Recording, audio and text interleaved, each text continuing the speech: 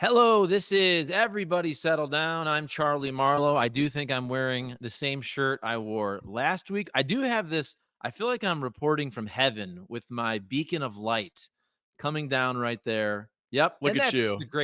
that's the great Eric Messersmith joining us live from specifically Santa Monica, California. Eric, how are you doing, buddy? I'm doing great, Chuck. The question is, did you wash the shirt between last week and this week? Yes, I actually am kind of militant about laundry. I have to say, like, there's a lot of things I do poorly. Don't get me wrong. Laundry is something I'm actually I really keep on top of it. Nobody cares about this, but like I'm one of those people, dude. If I see laundry laying around my house or my room or my kids' room, it actually gives me anxiety. Like it has to at least be in a hamper in the corner. Otherwise, I feel like I'm living in a slovenly mess. I always tell my wife this if there's a blanket out and it's not at night, like at night, you can watch TV and use a blanket. If there is a blanket sitting on a couch or a floor of my house, I feel like that is a sign of laziness. It has to be put away and folded in the corner.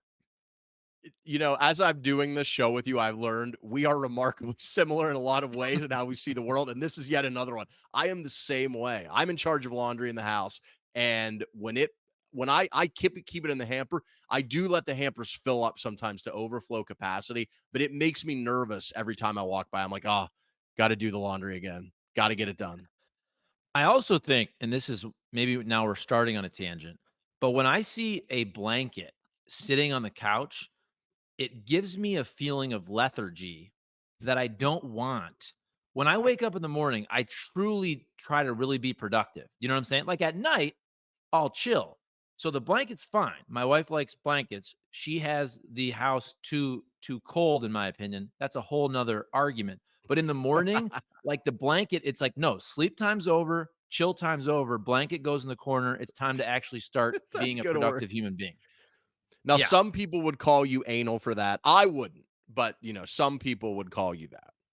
Hey, it's all good, man. Like that's just who I am. All right, let's That's start right. this show even though we've already talked for 3 minutes about blankets, but election betting odds, we got some polling. What you got for us? What you got? Okay.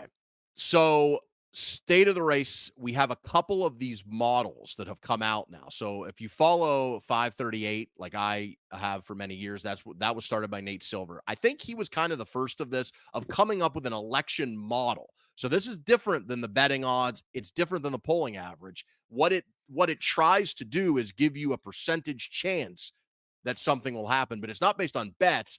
It's based on polling, yes, but also other metrics like the economy, fundraising, incumbency, favorability ratings, right? So 538, even though Silver's gone, they still do their model. They just launched it a few days ago, and Biden actually was ahead 53-47, I think, when it came out the other day. I haven't checked it since then, but Biden was ahead. That is different than other models. So the Hill, one of my favorite websites, they have a prediction model. Theirs is Trump 56%, Biden 44. The Economist came out with their model today. They have Trump as a 2-to-1 favorite, 66 to 33. And in the betting markets, right now, bettingodds.com has Trump 54, Biden 37. So if you kind of put that all together, you see that in the betting odds and in most of the forecast models, Trump's somewhere between 54 to 66, except for the 538 model, which has Biden actually as a very, very slight favorite. But either way, it's not a huge difference. It's close to 50-50, 60-40 in Trump's favor. That's pretty close to what you would expect from the polling results. The Real Clear Politics average right now is Trump plus 0.5. And if you look at those polls specifically, in the four polls that have come out in June, so from June 1st to now, here's the results: Trump plus one, Biden plus one, Trump plus one, Biden plus two. We're essentially at a tie, but a slight advantage to Trump. So I actually believe 538 is a little bit of an outlier there. I think Trump is the slight favorite right now based on the state polling. Yeah, I would agree with that. It's kind of funny. I talked about this on the radio, I guess what, yesterday. And I always joke, we talk about vibes sometimes. And I've mentioned this Twitter X account before, but there's this X account called, I think it's called New York Times Pitchbot. And it always has really funny tweets where it's like, yeah, the economy's doing well, but Joe's vibes aren't. And it's all about vibes. And that's not even, by the way, that didn't even do the joke justice. Like this dude's really funny. If you truly want to make fun of everybody in this election season, you got to follow PitchBot and also the Babylon Bee. The Babylon Bee is freaking hilarious as well. They've surpassed the Onion. I don't even know. Maybe I don't follow the Onion, but I feel like the Onion used to be really funny. Maybe I need to refollow them. But the Babylon Bee is fantastic. And I bring up vibes though. It is kind of funny because every time I look at polling, especially polling, because the betting odds are a little more in Trump's favor, but the polling is so close. I feel like the vibes polling is so different. You know what I'm saying? And I think this happens to kind of take into account maybe who you talk to, the media you consume, who and what you follow on social media. But it is funny to me because I feel like if you log on to social media, it feels like Trump's going to win by 10 points. That's how I feel. But then every time I look at the polling, it's super, super close. And deep down, we both know it's going to come down to these battleground states. I don't even know if there's a question for you there, but do you feel that also? I do. My general sense, since we've been doing this podcast in January, which hasn't really changed a lot, is that Trump has been ahead every time we've done it. And I still think that's true today, but the margin has been very narrow. And you could even argue it's more narrow now than it was, say, a month ago, but it's in a tight range. But I do still feel, despite the problems of Biden, which you and I have discussed at length, I still feel there is upside to Biden. And that is why I don't discount the 538 model that essentially has it 50-50. And also, I if I were to bet right now, and I'm the election betting odds, 37% chance Biden wins. I don't know what that equates to in terms of like a wager, but I think I'd put my money on Biden at 37%. Because you got to remember, a lot of that is factoring in Gavin Newsom getting a little bit of money, Michelle Obama, because Biden may not be the nominee. But I think there are some signs. There was an Ohio special election yesterday, right, for to fill out the 6th congressional district of Ohio. Now, special elections usually have really low turnout, and this one did as well. Turnout was very low. But this was a district that it's been redrawn since 2020, but had it existed in 2020, Trump would have won it by 29 points. This was a Trump plus 29 district. The Republican nominee won yesterday by 10, 55-45. That continues a trend of Democrats performing very well in the midterms and then in a lot of these special elections. Remember, they flipped the seat in New York that was held by George Santos before he had to resign and or was kicked out in disgrace. Why? Did he They do flipped that something seat. wrong? Yeah, a few things. You may have heard. It was in the news. Democrats flipped that seat. So, what does that tell you? It tells me what the polling has shown me as well, which is the people who are most engaged, who follow it the closest in terms of consuming media, are more lean more Democrat. And the people who are less engaged, Trump does extremely well with them. I mentioned polling that I've seen last week where Trump is up double digits, even 20 plus points with people who don't follow the news closely, who admit they don't follow closely. This isn't like me judging them. This is they say I don't follow the news closely. They they like Trump. Will those voters show up? I don't know. Likely voter screens, Biden does better. And I think because he's really old and because the Trump and his allies have hammered and Biden relentlessly as being like gone, right? Like off the reservation. You and I talked about the clips we've seen online. We talked last week about the video at Normandy where people were circulating. Did he poop himself? Which, by the way, I just want to say for the record, after seeing the full clip, that was totally unfair. Like there was a chair behind him, and the clip was deceptively edited to not show the chair. It looked awkward. I want to be clear. It did look awkward. He was kind of squatting, but he clearly was. It was one of those things where he wasn't sure if he should sit down or not. And if you and I did that, we would squat and then bounce right back up. But because he's 81, when he started the squatting process to sit in the chair and then he had to course correct to stand back up, it took him some extra time, right? My point is, my Can I point just is on say all of that. Yeah, go ahead. Can I just say real quick, first of all, and we'll get into this later about how many views that clip got. When you brought that up last week, I genuinely had not seen it. So my laughter was 100% genuine. And I will, just so everybody knows, I have never thought Joe Biden has pooped himself ever. Not last week. No, no, I shouldn't say that. I don't know. Well, we I don't shouldn't say know. ever, Charlie. We've all Hold been in on. some rough Yes. spots, okay? As you get Rough older and you times for all of us. Yes, it happens, you're away from your house. What I'm saying is, I didn't think he pooped himself last week. The other time, remember where he's by the helicopter and he kinda stops and he kinda does a little bit of a he kneels down? I think that's because of his Yes. age and whatever potential condition he has. So just so everybody knows, I'm not one of these people that actually thinks that Joe Biden crapped his pants. However, all of these movements, because he's very old and he has that rigidity and he has the issue with his gait, I think there's probably more issues maybe we don't know about. So many things that he does looks really, really awkward. And I'll throw it back to you. I didn't mean to interrupt, but one more quick thing because I watched Shane Gillis's special the other day, comedy special. Now it's from last year. I watched it last year, but I rewatched it because my wife now likes Shane Gillis, and he had a great line about Biden. By the way, Shane Gillis also does a great Trump impression, really good.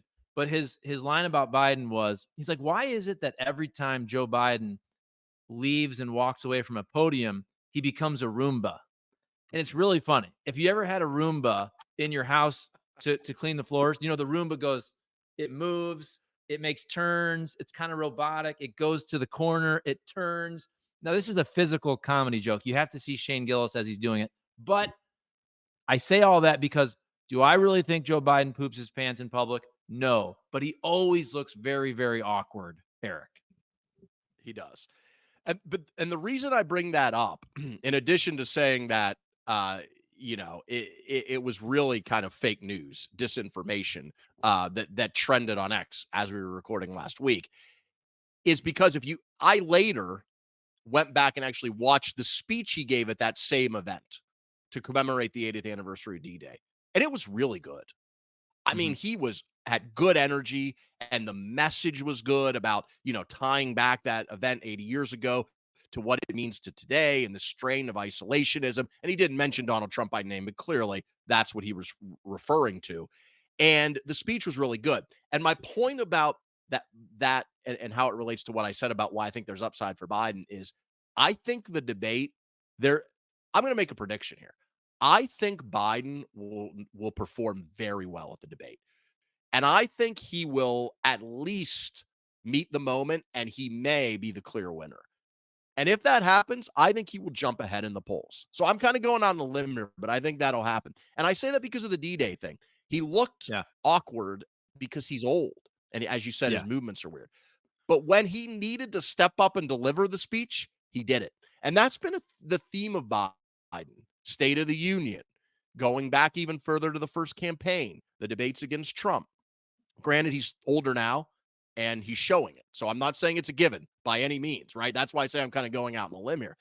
He reminds me, you and I have sports backgrounds. He reminds me of like the aging starting pitcher who, like, 3 out of 5 times or 4 out of 5 times through the rotation, he'll get hit around a little bit. But like 1 out of every 5 times starts he makes, he still looks like that guy. Like he's lost a few Mhm. miles off the fastball. The breaking pitches don't bite as much, but you give him the ball for one game in the big moment, and he can summon it still, right?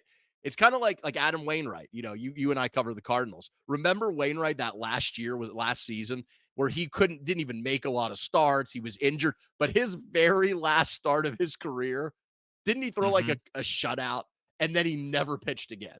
And Well, Biden is and it getting was close to the also never pitch again moment. yes, and it was also his 200th career win for Adam Wainwright, Yes. and then he was done. Like, he was trying to get the 200th career win. Okay, so first of all, I don't know if I'm gonna say that Biden does great in the debate. but I do think he will do okay or at least pretty good. And I've said this a million times, but I think that the expectations are so low for Joe Biden. And I think this is where Republicans should probably chill a little bit because they set the bar so low that I think all Joe Biden has to do is tie Donald Trump and it looks like a win. And even if Joe Biden kind of loses, I feel like it's a tie. Now I think I've done this joke before, but it reminds me of White Men Can't Jump where the Rosie Perez character goes, "Sometimes when you win, you really lose. Sometimes when you lose, you really win or tie." That's what I'm saying. Hopefully I can do that accent, nobody will cancel me. But what I'm saying is the expectations are so low for Joe Biden. You tell me, Eric, I feel like in the last couple years, even though Joe Biden has had many stumbles, literally and figuratively, on the bike, falling down, this and that, looking awkward, for the big moments, the big speeches, he always does pretty well. Yeah, it started. So you really have to talk about two Bidens. The first Biden is his entire career up through the time he left the vice presidency. Because if you watch video clips from him during his presidency and before, and you compare them to now, he's just a different guy. I mean, he's clearly aged a good bit, right? We all know that. Then there was the gap where he was out of politics, but since he's reemerged, Biden 2.0, he, he was getting killed in the primaries in 2020, got crushed in Iowa and New Hampshire, looked like he might be out. And then he got endorsed by Clyburn ahead of the South Carolina primary and then gave a really good speech. I was actually just home on a Saturday and I watched that speech. It was really good. He won the primary. The rest is history. The nomination speech, the debates against Trump, because remember, these questions about his age are not new. They're more intense now, but they were there in 2020 when he was only 77 years old, running for the presidency. They were there then. Debates did really well, clearly won, I think, the first debate with Trump, clearly defeated him. The second debate, the final debate they had was such a shit show. That was the one Chris Wallace moderated where they were just constantly talking over each other. So I don't even know if you can declare a winner from that. It was awful. But in the first debate, he won. Then, of course, performed pretty well as president in terms of getting legislation passed, whether you agree or disagree. Did exceptionally well in the midterms for an incumbent president, right? State of the Union, you and I were a lot of Democrats were really nervous. I thought he did really well. So I'm just saying, I think, and again, that doesn't mean I don't have concerns about his age. I want to be clear. I do. We've talked about that at length. I'm not comfortable with someone being president until they're 86 years old, which is what he'll be if he wins a second term. All I'm saying is, as an analyst, what do I expect to happen if the proverbial gun to my head? Do I expect Biden to bring it on the debate night? I do. Like that aging starting pitcher. Just give me that ball one more time. Give me that ball one more time. Reaches back for a little something extra. All of a sudden, the fastball's back at 95 for one night only. And then, like Adam Wainwright, he may never pitch again. All he needs to do is get through the next 4 months in terms of winning the election. And so I expect to have a good night. But here's the thing. If he has a good night, and if he, as I think he will, and if he jumps ahead in the polls, then these questions that you and I have discussed about switching out the nominee, they're done. He will probably be a slight favorite in a lot of these aggregations and prediction models we're talking about. But here's the thing: what if he has a good performance and it doesn't move the needle? That to me is almost as bad as if he doesn't do well. Because if he Mhm. doesn't do well and he looks and he shows his age and Trump just trounces him, then I think the legitimate switcheroo is in play, where you and I have talked about. I think that's really in play. I think the drumbeat would grow pretty loud. Biden still probably would be able to resist it, but you would really see a push to change the ticket. But if he does well and looks good and the polls don't move, that's almost a worse scenario because now you're like, wait a minute, 80 million people are going to watch either the debate live or clips. They're going to hear about it. And if that doesn't move the needle, because maybe we're so locked in, maybe all people care about is the prices are up 20% over the last 3 years and it's hard to buy a home and nothing else matters. And if you can't budget from a good debate performance, there really isn't much else left. That to me would be kind of the worst case scenario for Democrats is Biden does well and he looks good and nothing changes. Do you think there's any chance? I think I already know the answer to this. Do you think there's any chance that they could just switch out? By the way, just so everybody knows, I want them to switch out both Biden and Kamala. Do you think there's any chance that they would just switch out Kamala? Or is that something you can't do? Let's say it's the folks you brought up last week. Let's just say Gretchen Whitmer, because as I say this, I understand the whole identity politics thing. And oh, you can't switch out Kamala Harris. That's racist. Okay, well, how about if it's another woman? Okay, but it's not sexist, but it's racist. You know what I'm saying? Like, I don't think like that. And I usually don't think vice presidents matter that much, but Kamala Harris is also very unpopular, and Joe Biden is very old. Kamala Harris represents a state in California that doesn't have any type of strategic value. Gretchen Whitmer has tons of strategic value. I don't know. I would do that. Like, I wouldn't care. And I would think too, Kamala Harris, even if she has an ego, like, do what's best for the party. Now, maybe she won't do that, but I don't know. Like, do you think there's any chance that just Kamala could get replaced? No. I don't think there's any chance. I just don't first of all, I don't think Biden would do that to her. I think, he genuinely likes her, and I feel like it would and also that's a hell of a risky move, because you're essentially admitting that you've got to do something, but you're not doing the one thing that actually could change things, which is change the top of the ticket. Because I think by and large, that's all that matters. The top of the ticket. The only way a vice president matters, I think, is if you were in the rare event where you had a state that was super close, right? And that person maybe could change a few votes. And Whitmer, to your point, might be able to do that in Michigan as the vice president. But I don't think Whitmer's helping you in Pennsylvania or Wisconsin or Arizona or the other states you need to win. So yeah, maybe like if you ran a simulation 100 times, right? Maybe there's one or two in that 100 where Whitmer wins you Michigan as the vice president and Harris doesn't, right? But in that same simulation, maybe you don't win Pennsylvania or Wisconsin because what really matters is the top of the ticket. But I agree with you. If you're gonna mess with the ticket at all, you either do nothing and you just run Biden Harris, which to be clear, I think you should do that if Biden performs well and you're even or slightly ahead going into June. Because changing it is a hell of a risk. Like Gretchen Whitmer, as much as I would like to see my Whitmer Shapiro dream ticket, neither of them have ever been tested on the national stage. They would be vetted in real time. Who knows Yeah. if they could handle it? They've never dealt with the Israel Palestine situation or Ukraine or I mean, this would be totally new to them. They've never been in the big leagues before. They may fade. They may not have it. Trump, say what you will about him, he has been vetted. We know everything about Trump, right? We don't know everything about these other candidates. And so it's a huge risk to switch out, which is why it probably won't happen. But at a certain point, it becomes an even bigger risk to run a ticket that you think will lose. I don't think we're at that point yet. I do not think it is smart to switch at this point. I think it's too big of a risk. I think your odds are better with Biden and Harris. And I think if Biden performs well and Biden's even or slightly ahead, then I think you stick with it. That's your team. That's your best shot to win. But if you're going to switch it, then you switch the whole thing.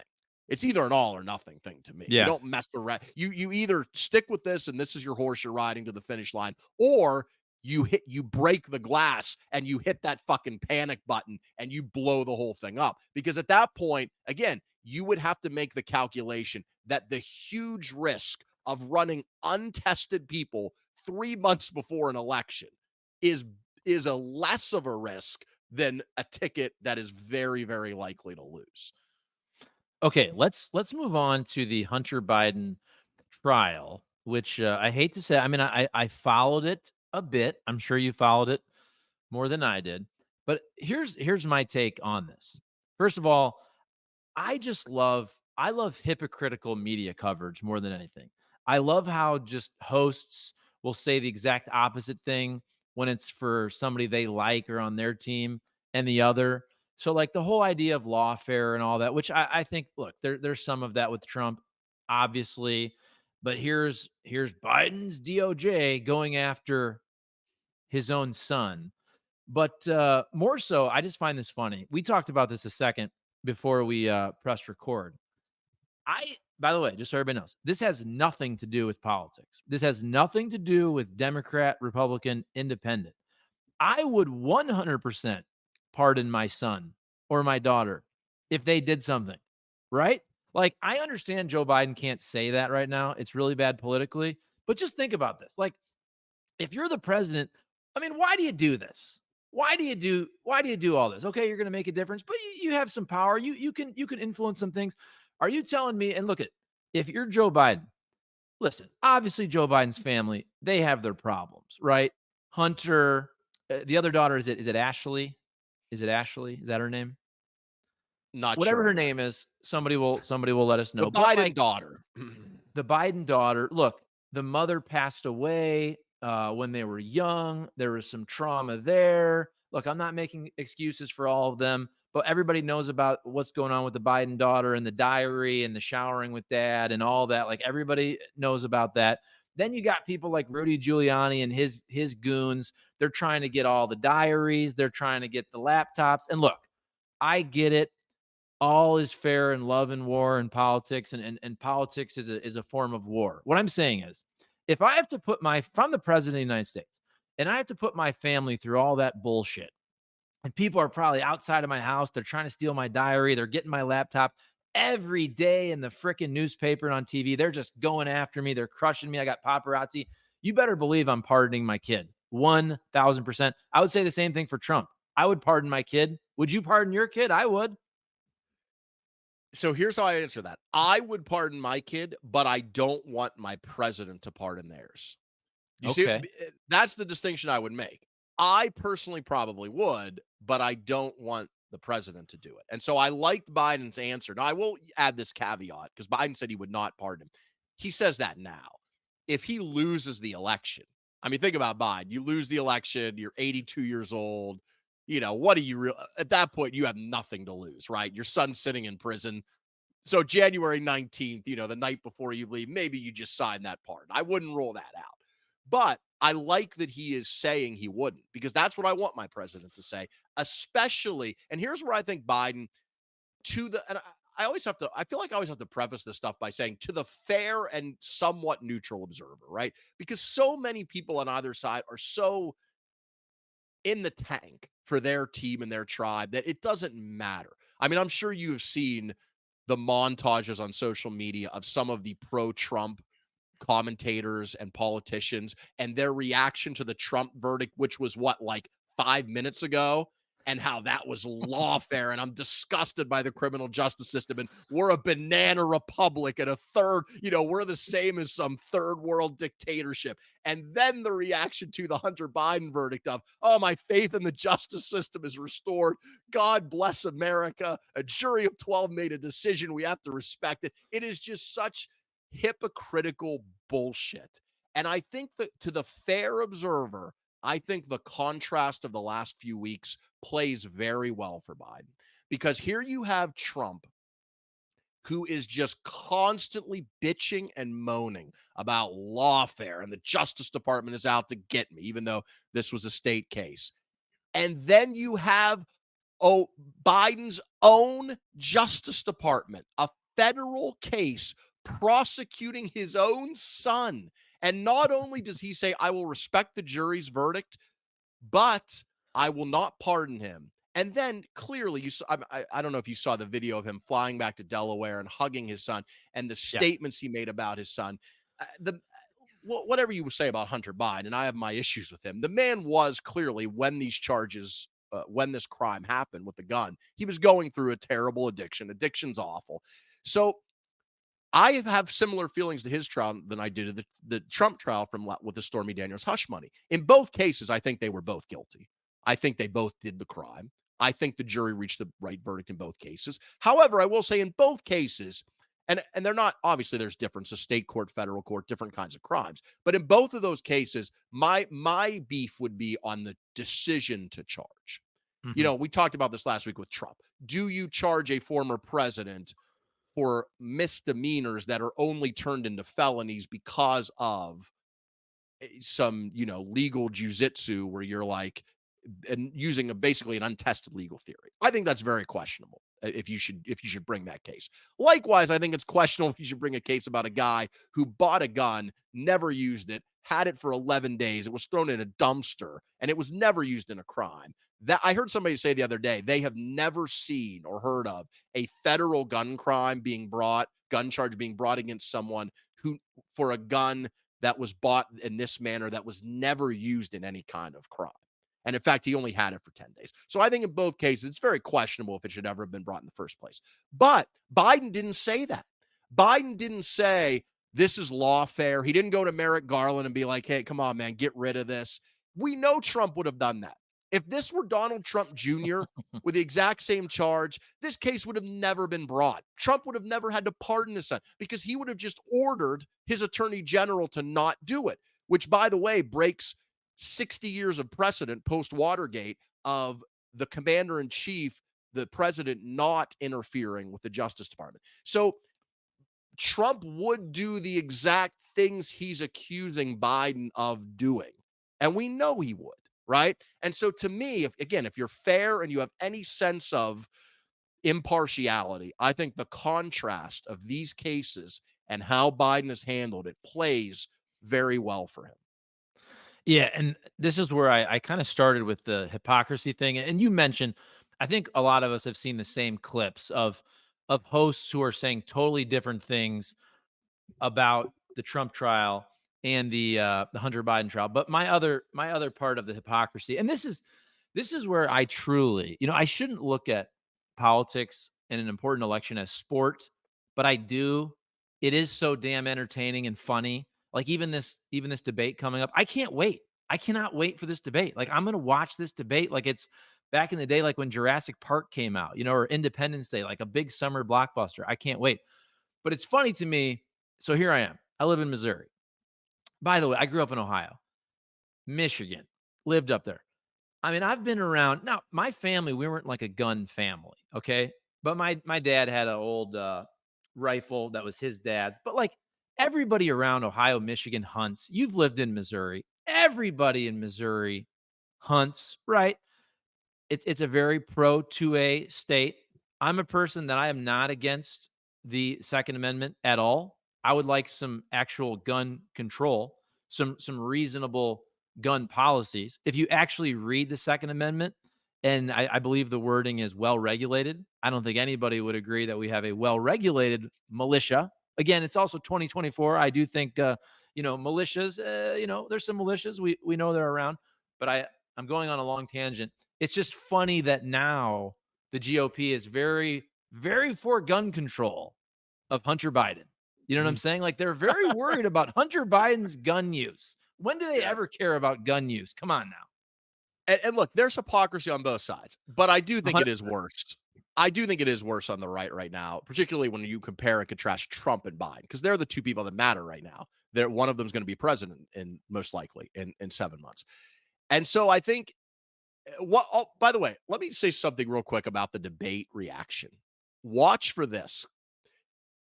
This is how you know Biden does well or wins the debate. If the arguments you hear that night and the next day are about Jake Tapper and who's the woman who's going to host with him? Dana Bash.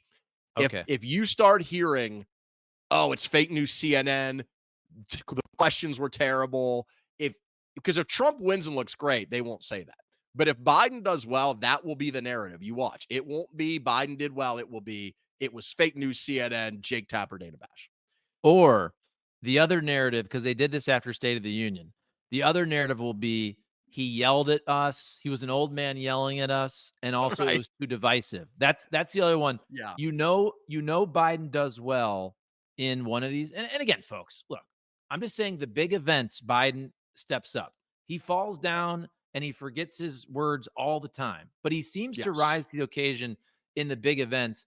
And that's when they say, "Oh, that was so divisive. He yelled at us the whole time," or Right. talking about the moderators. That's when you know he actually did well. I agree. Right. Or he was on cocaine. That Which that'll be the he that'll might, be but the other hey, thing. look, again, I think he's on something. I always do this. Look, this is my new thing, is this caffeine infused water packets. So again, that's not illegal, Eric. I buy this at the Mhm. grocery store, but like we all need a little Absolutely. jolt. I'm half the age. I'm 42. I'm half the age of Joe Biden. So you better believe he's got stronger stuff than my little purple drink. Well, I've said before, those vitamin shots, I had one of those one time, those vitamin IVs. If he's not doing that, he should be, because I felt like $1,000,000. Remember, they found that cocaine in the White House. Well, was that like a year or two ago? And they never found who it belonged to. I'm just saying, maybe it was the big guy. I really don't think that. I want to be clear. But okay, so back now, I just want to make that point about the debate, something to watch for in a few weeks. But back to how they have handled this.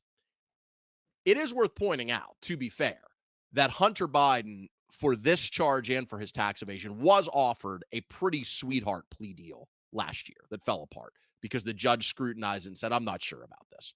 So I want to point that out.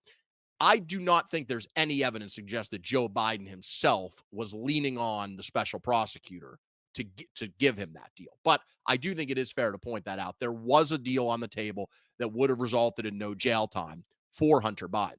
Now, he may not get jail time for this even now that he's been convicted. So that, because he's a first time offender, we'll see how that happens. But I think the verdict and the way this has played out, when you contrast it with Trump and how his legal cases have played out, should lay to rest this idea that there's some kind of lawfare where Merrick Garland and Joe Biden are sitting around in the Oval Office thinking about because think about what you would have to believe. You would have to believe that they have done this in a way that their political opponent won't be in prison, won't even probably be on trial for any federal cases, let alone convicted between now and the election. Remember, Merrick Garland could have charged Trump. He didn't.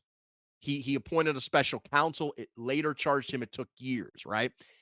So Trump will not be even on trial probably for federal cases, let alone in prison. But the president's own son will be convicted once. He's got another trial in September. He may be in prison. We'll see. So that, and also not to mention the Bob Menendez, the Democratic senator from New Jersey, who's on trial for bribery right now. There's a Democratic congressman who's facing charges. So it just shows you how hollow that argument is. But I don't know that it matters. Hold on though. I disagree with you there because here's why. I like to jump into the comment sections on different social media to see what folks are saying. I don't know if you ever do this, but I don't think it's for people on the right and people that like Trump. I don't think it rings hollow to them because here's what they are saying, because I've seen this. It is this. It is, and just so everybody knows, I think Hunter Biden 100% traded on his dad's name for influence, for money with his companies. And unfortunately, I think this happens all the time in Washington. But what people on the right, what Trumpers will say is that basically Hunter Biden funneled money to the big guy, right? That's what actually happened, that he funneled money to the big guy and they're not going after Joe Biden. I know you kind of chuckled at that, but like I truly believe a large percentage of the right think, okay, no, they're kind of going after Biden to make it look like everything's even, but they're not going after Joe Biden. And Joe Biden got all these millions of dollars, the 10% for the big guy. I see that a lot, to be honest with you.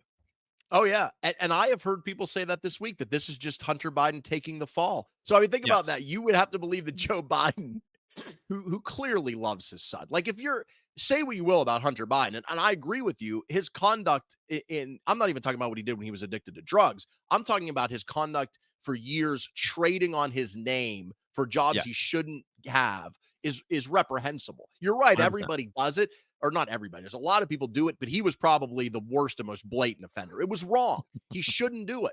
Right? Whether it's legal or not, which it is, it's not illegal to get a job because you're well connected, right? If it were, a lot of people would be in prison right now. But it shouldn't be. It shouldn't be legal.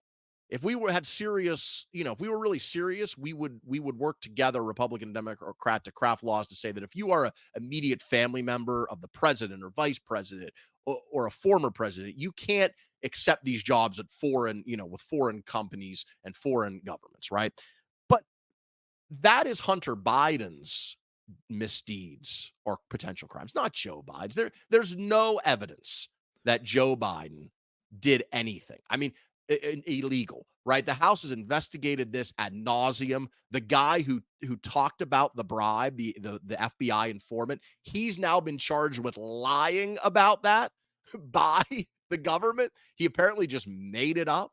I- All of the, I mean, the bribe they allege is just that he somehow that Biden pressured a Ukrainian prosecutor to not go after somebody and for Ukraine to fire him, even though if you remember back to the first Trump impeachment, that was essentially one of the things that was about. They went over this ad nauseum. That was the policy of the United States government, of the European Union. Everybody wanted that prosecutor out. Joe Biden was executing policy as the vice president of the United States. So, but you're right. It doesn't really matter what the facts are. All that matters is that the House opened this impeachment investigation. Mhm.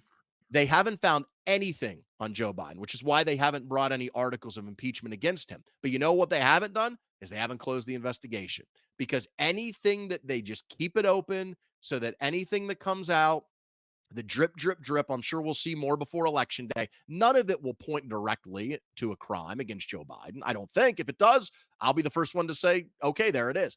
But that we'll have this drip, drip, drip. And that would allow them to then say, well, there was that laptop. And remember, this Tony Bobolinsky guy said the big guy, and that's Joe Biden. And even though we don't have anything to prove it, he got all this money. And so that's all that's the game, right? The game isn't show me the proof.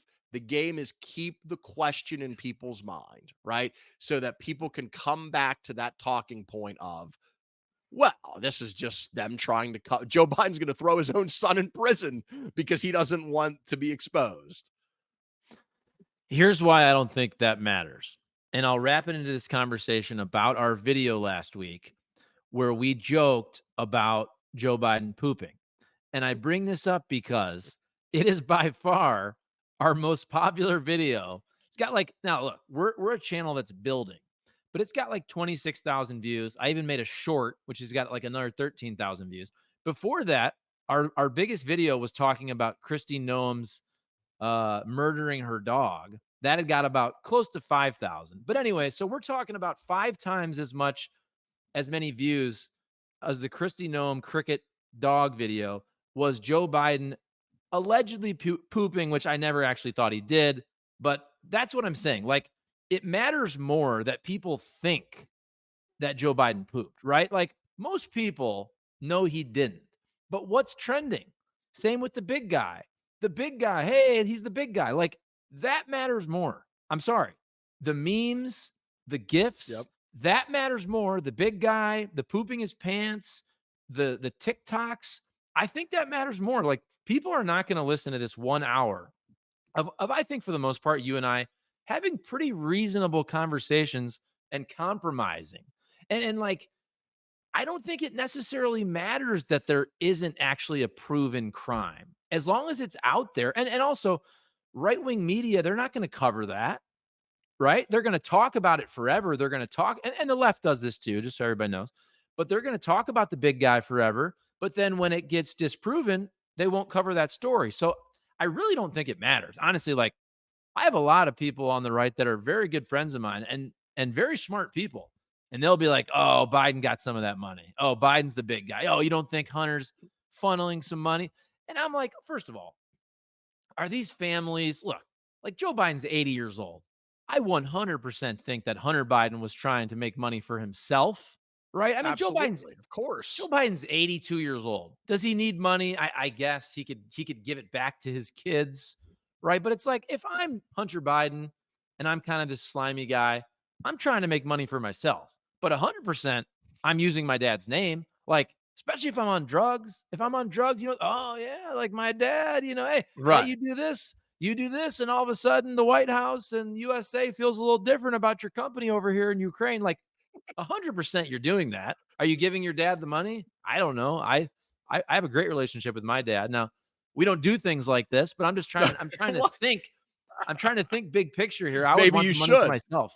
Maybe I should actually. Yes. This is the business you and your dad need to get into. Yeah, apparently the lesson for the YouTube videos is dog murder and poop. those are the topics we really need to focus this show on. Some of the other political stuff, not as important. So I feel like Seriously maybe though, we're but going like, down the wrong path. but dude, no, we joke, but that's what gets views. Think about it. Think Yeah. about what goes viral. It's funny stuff. It's really controversial. You know, the dog killing thing is terrible, but it's like funny also the way that she tanked her whole career. Like that's really easy to consume. Like you don't have to read the newspaper and follow trials to laugh at a Right. 1 minute clip. We joke and it is funny, but there's a serious side to it as well, Yes. particularly when it comes to this Biden thing, which is the death of facts, perspective, right? And AI, which is what a lot of these programs are using, these social media sites, and advanced analytics is also what traditional news is using as well. They are driving this, and it's the thing like that worries me most, to be honest, about our democracy. Like if we lose part of our democracy, I don't think it'll be because, China invaded us, right? I don't think it'll be because of an outside influence. It will be because of this kind of stuff. It'll be because enough people were convinced that something that isn't true was true and will go along with illiberal things because of that. That's essentially what Trump tried to do, after the 2020 election. He tried to convince people, and he succeeded to a fairly large degree. Look at the polling right now about if Republicans believe the election was fair in 2020. He essentially tried to convince people that something that wasn't true was. And it didn't work. Thank God, right? But that doesn't mean it won't work in the future. And I think the Biden thing is a less serious, example of that. I mean, Joe Biden publicly came out. Think about this. The alleged they never even actually say exactly what the crime is, but if you kind of force them, they will say, well, he was bribed by Burisma, who his son was working for, to fire that you to pressure Ukraine to fire that prosecutor, right? That's the heart of this allegation of the big guy getting money, right? Biden literally in front of an audience, there's a clip of this. You can Google it right now. Told the audience the story of how he pressured Ukraine to fire this prosecutor. And cameras were there. Like he wasn't surreptitiously recorded. Like he was standing there with a microphone with an Mhm. audience and cameras. So in order to believe that he was taking money as a bribe from this Ukrainian company to do this, you would have to believe that Biden was admitting this crime in front of people, cameras holding a microphone.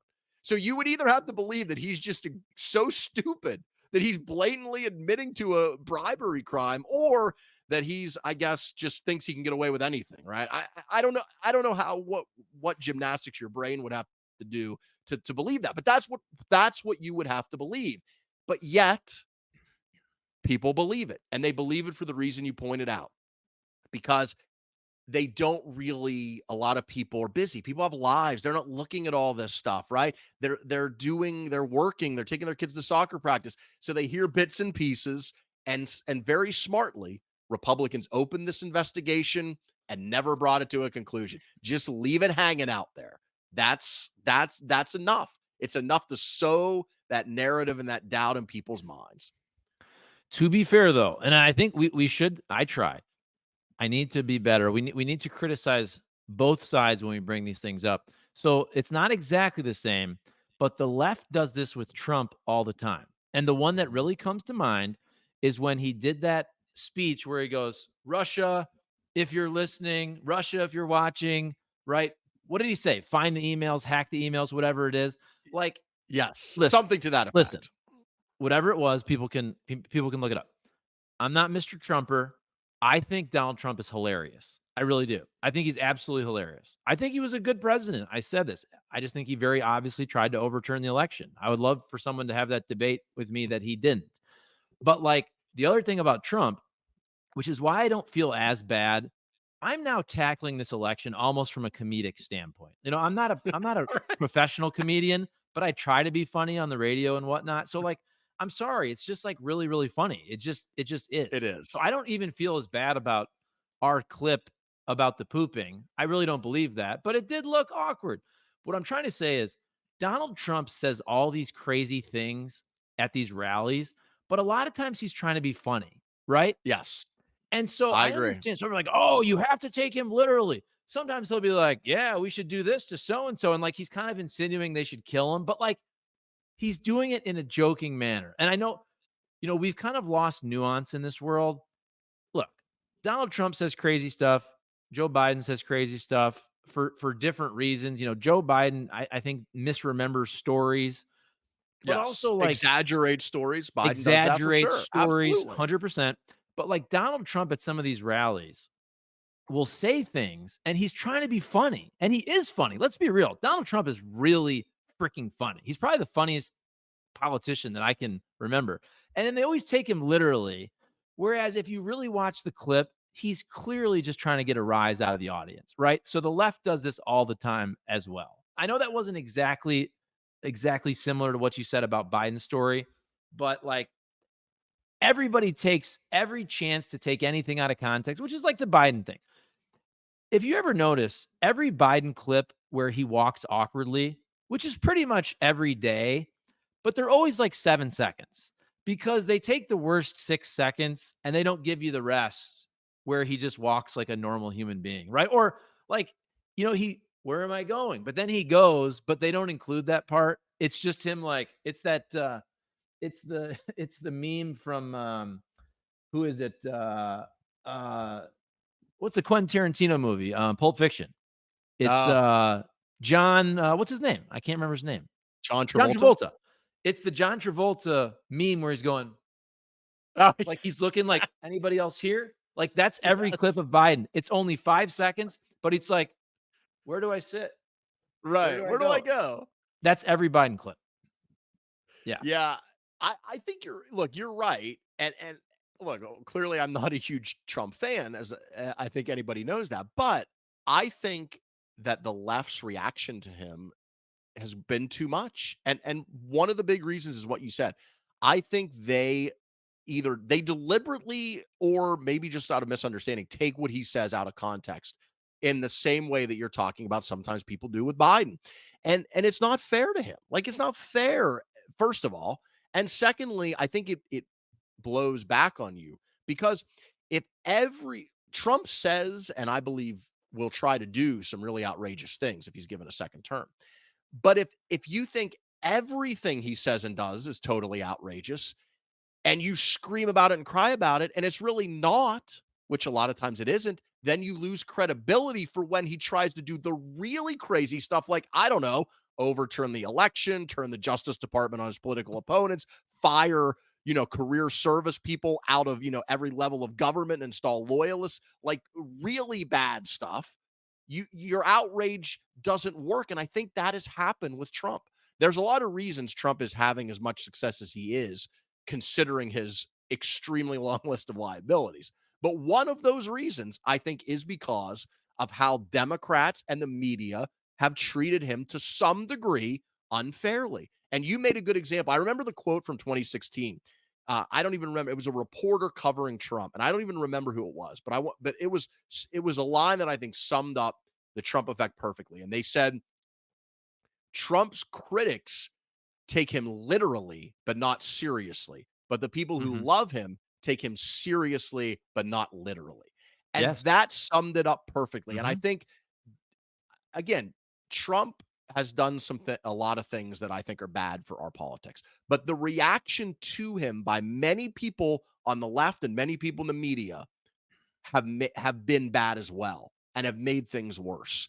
There's a lot to attack Trump on, and you should. And I think it would be a really bad thing. I want to be clear if he were elected president again, a potentially very bad thing. We'll see.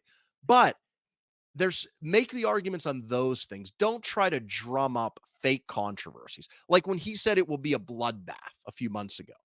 Yes. If you and again, I I like a lot of things about Biden, but I don't like some of the things that he talks about when it comes to Trump. I think he overplays his hand, and the bloodbath line's a great example. If you watch that clip, Trump was clearly talking about the auto industry. He was saying, Mhm. if you elect Biden and not me, it will be a bloodbath for the auto industry. That's clearly what he meant. But Biden and other people are like, oh, he says it's going to be a bloodbath. He's advocating for violence. It's like, no. And that is one of the things that annoys me so much about Democrats and about the Biden campaign specifically is there is so much that is really scary about Donald Trump.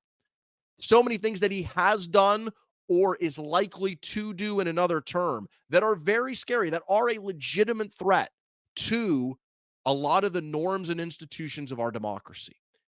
But when you focus on the stuff like the bloodbath comment or the joke about, hacker emails, or I'll be another one, I'll be a dictator for one day. If you watch that interview with Hannity, he was clearly joking.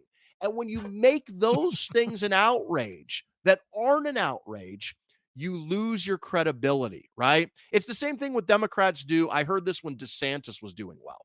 When DeSantis was doing well and it looked like he may be the nominee, like, a long time ago, a year plus ago, I heard Democrats and liberals come out and say, well, he's just as bad as Trump. He's worse.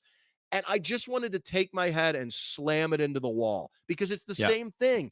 If everything is an outrage, if everything is terrible, then nothing is an outrage and nothing is terrible.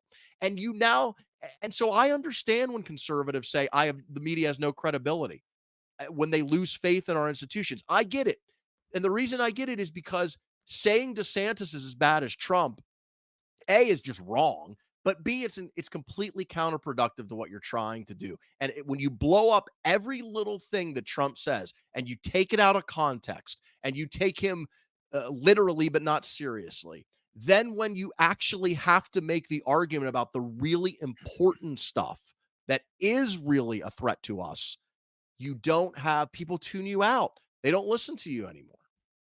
And I think that's where I think a lot of people look at the other side as enemies now, right? That's what it's become. If you're a Democrat, all Republicans are enemies. I truly don't feel that way. But if you're a Republican, all Democrats are enemies. What you said about DeSantis being just as bad, I literally have had that conversation. I think we even had it on the radio. And I heard people saying, "Oh, isn't DeSantis just as bad as Trump?" And my whole thing with Trump is my main thing is not it's not a small thing, but is trying to overturn the election. Okay, I actually wouldn't care if Donald Trump was president again if he had not done that. I'm actually not even worried about a Trump second term for craziness. I just really think, again, small thing, he shouldn't have tried to overturn the presidential election.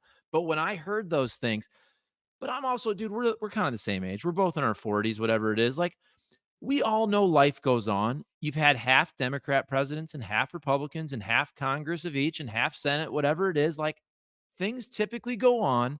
If you're trying to sell to me that Nikki Haley and Ron DeSantis are these evil people, it's just not true to me. Like, I understand they might disagree with me on a couple things, but like, not all Republicans are enemies.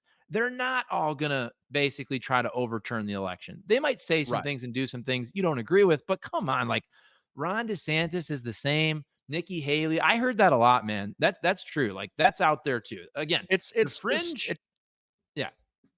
no, it drives me crazy because if you believe Donald Trump has been and continues to be a threat, which I do, and I think many other people do as well, you completely undermine your argument when you say the same thing about other people. And it just because I mean, think about just how factually strange that is. But also, when you throw out those arguments and people who are paying attention look at them, they say, "Well, you're trying to sell me something that isn't true. Trump's not that bad. He was just kidding." I watched the clip. He didn't mean it, which is true, right? So he's not going to be a dictator. And the argument against Trump isn't that he's going to be a dictator. That's the wrong argument. The argument isn't that he's, the worst person who ever lived. The argument is he tried to overturn an election and he in his first term was largely held in check by a group of establishment Republicans, Bill Barr and General Kelly and these people that he had in his administration. He didn't know anyone in DC. He had to rely on these people. He didn't know how the system worked. And so he was contained, relatively speaking, in his first term up until the election. A second Trump term will be totally different. He knows the game, he knows what he wants to do, and he's not going to fuck around. He's not going to waste. First of all, those establishment people that fought against him or contained him, they're all either gone, retired, been defeated, or they are on the team. Right? That he's essentially crushed the opposition. He's going to come in a second term with true believers. And he is going to do things, most likely, that we have not seen before, like turn the Justice Department into the whims of whatever he chooses to prosecute or not. Fire career people, experts all across government, and install loyalists who most likely will not be nearly as competent, but will be loyal to him. He's expressed admiration for people around the world who have, let's just say, non-democratic impulses. I mean, Hungary is the biggest example. Like Orban, the president there, Trump loves him. That's a democracy.